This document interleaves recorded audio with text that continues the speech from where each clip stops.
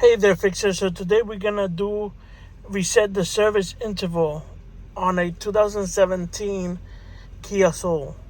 So you want to see this button right here. So if you press this one, the center one, the screen reader is gonna change. You want to go to user settings. Then you're gonna press this one to press select. Then you're gonna press this one to go down until you see service interval. Right there, you see service interval. You're gonna press this one and you're gonna go down until it says reset.